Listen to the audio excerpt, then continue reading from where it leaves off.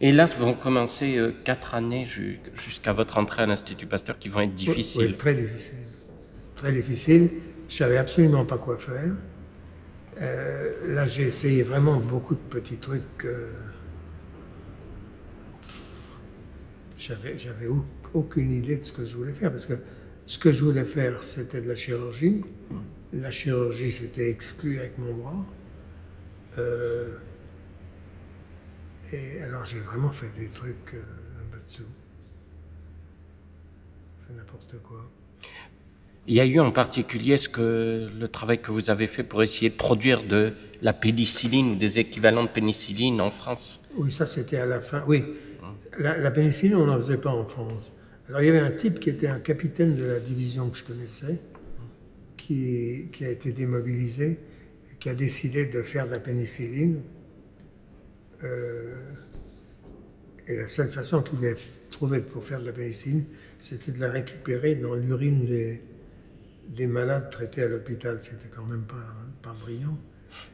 Mais il y avait un autre antibiotique qui s'appelait la thyrotricine, qui avait été inventé par Dubos et qui était un antibiotique de surface qu'on ne pouvait pas utiliser en injection, mais en traitement de surface. Alors j'ai fait ma thèse là-dessus.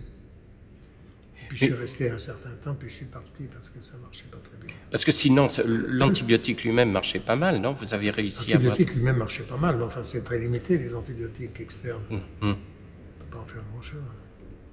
Et pourquoi ça ne marchait pas mieux, ce centre de la français, de la pénicilline, je crois que c'est comme ça qu'on l'a appelé un petit peu, le centre Cabanel. Le centre Cabanel, parce que c'était un drôle de truc. C'était les ingénieurs des poudres, polytechniciens, qui avaient décidé de reconvertir les poudreries à la fin de la guerre en usines d'antibiotiques.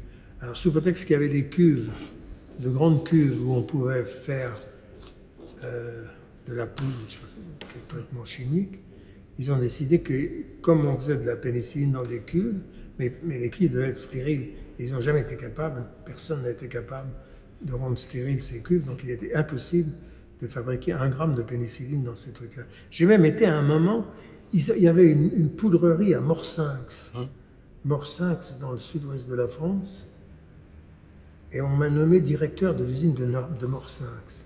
Et j'allais 1 fois par semaine, je partais un soir en train, j'arrivais le lendemain matin à Morsinx, je repartais le lendemain soir, je revenais à Paris. Ça, c'était nul. Il n'a jamais été possible de faire quoi que ce soit à Morsinx.